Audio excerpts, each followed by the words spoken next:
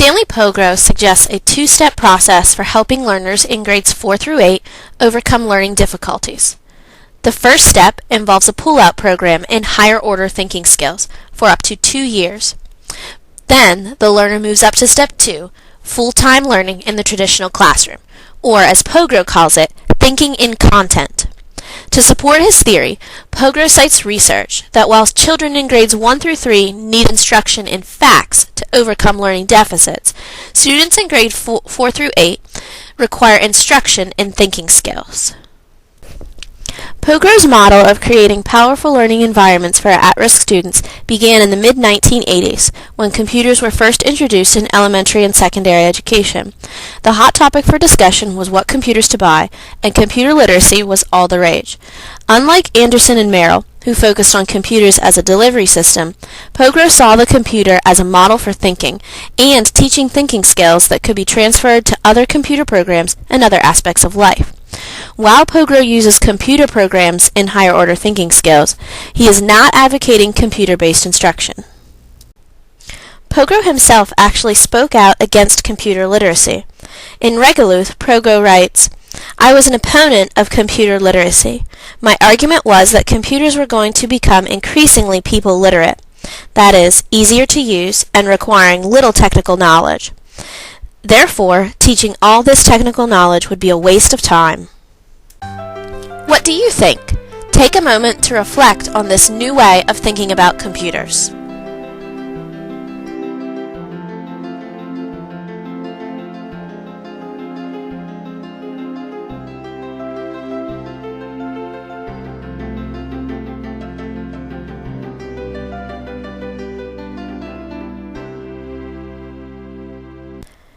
Now that we understand the development of the model, let's analyze Pogro's model according to Regaluth's 6 domains. Step 1 in Pogro's model focuses on promoting 4 key thinking techniques: metacognition, inference, decontextualization, and synthesis of information. These are all general or generic skills that the student must learn to apply throughout all subjects. The second phase of the model requires students to return to the regular classroom and apply these skills correctly to whichever subjects they're learning. Pogro's model is very student-centered in that it addresses the needs of individual students outside the traditional classroom setting in classroom content. However, it is very much guided by the teacher and the delivery system. Teachers go through intense training to learn how to deliver the program correctly.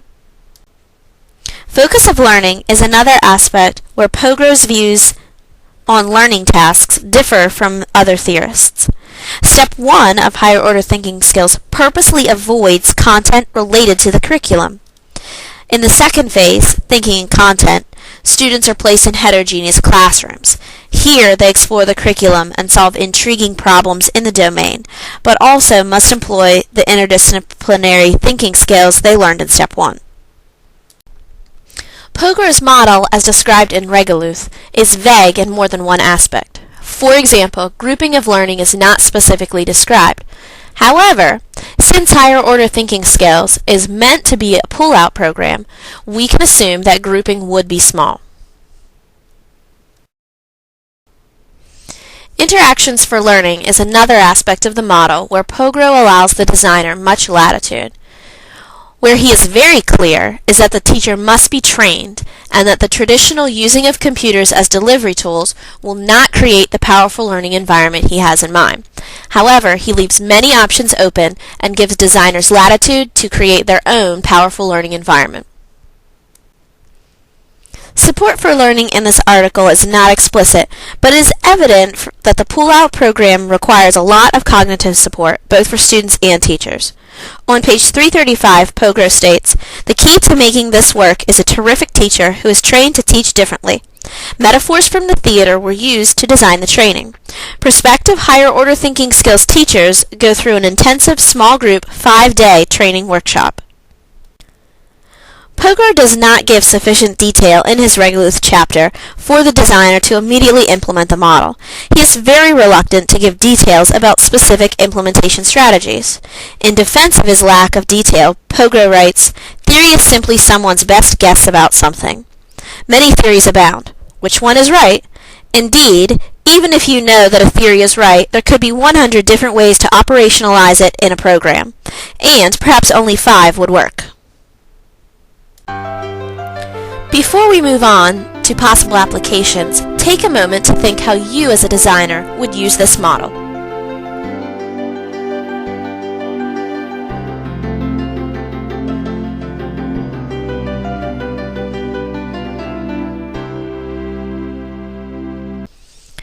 In the November 1994 issue of Educational Leadership, Pogro suggests using higher-order thinking skills with both learning disabled and gifted students. When the norm is to teach to the middle, these students are often left behind in grades 4 through 8. Pogro's model allows these students to flourish. Ideally, grades 4 and 5 would be devoted to a pull-out program where teachers use Socratic questioning and a variety of topics and computer programs to help students develop thinking skills. By grade 6, students would be in heterogeneous classrooms full-time where they engage in intriguing problem-solving to learn the content. One specific application example is a companion program that Pogro developed called Supermath. This would ideally be used during the second level of the higher order thinking skills program. Supermath begins by intriguing students with a problem that involves some imagination, such as ordering a hamburger on Mars. Then, students construct a mental model, which may occur in the form of a game that helps students visualize the math concept. All these elements are tied together through continual Socratic questioning. When considering implementation of Pogro's model, one must consider that pull-out programs are often frowned upon by administrators, parents, and others involved in education. Singling out certain students for specific help is often faced with resistance. Of the development of his model, Pogro says it was good intention informed by ignorance. The developers had no idea how the program would progress or how successful it would be in the end. How does this perspective on the development of the model influence our work as instructional designers? What applications does this model have outside of K-12 education?